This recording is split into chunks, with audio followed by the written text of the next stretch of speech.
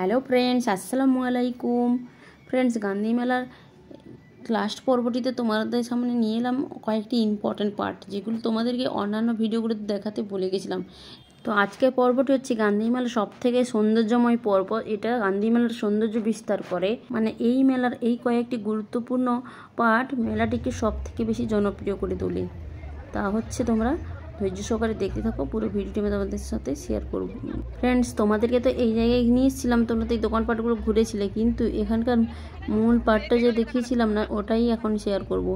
এই দেখো, এই যে এখন মহিলাটা সামনে দেখতে পাচ্ছ না, এই যে সিঁড়ি, এটা কিন্তু একটা বাস গাড়ি।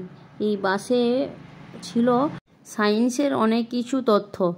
এগুলোতে সায়েন্সের স্টুডেন্টরা এগুলো ভালো বুঝবে। তো আমার এগুলো মাথায় কিছু ঢুকেনি, কী সব লাইট ফাইট জ্বলছিল ওই সুইচ দেওয়ার পরে, এগুলো আমার কিছু মাথায় ঢুকেনি। যাই হোক, তারপরে দেখাচ্ছি তোমাদেরকে নাগরদোলা। এই নাগরদোলা হচ্ছে গান্ধী মেলার সব থেকে গুরুত্বপূর্ণ পার্ট। দেখেছো কত এখানে সব থেকে বড় বড় নাগরদোলা এখানেই বসে, আর মানে মাথা ঘুরিয়ে যাবে সামনে থেকে দেখলে ওদেরকে। আমার ইচ্ছে হয় আমার উঠতে, কিন্তু আমি ভয়ে কোনোদিন উঠি না। যাই হোক, এবার আমাদের মেলা দেখা শেষ, কিন্তু মরণকুয়াটা তোমাদের সাথে নিয়ে দেখাতে পারলাম না, কারণ মরণকুয়াতে আমরা যাইনি, অনেকবার গেছি তো তাই আর যাইনি বেকার বেকার টাকা নষ্ট করতে। কিন্তু না, মরণকুয়াটা দেখতে আরও ভালো লাগে।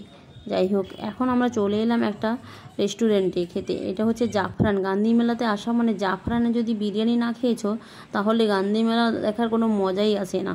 তো এখানে চলে এলাম, আমরা আগের বছরও এসেছিলাম গান্ধী মেলাতে, এসে এই জাফরানে খাওয়া দাওয়া করেছিলাম। তো এইবারও এই জাফরানে চলে এলাম আমরা তিনজনে।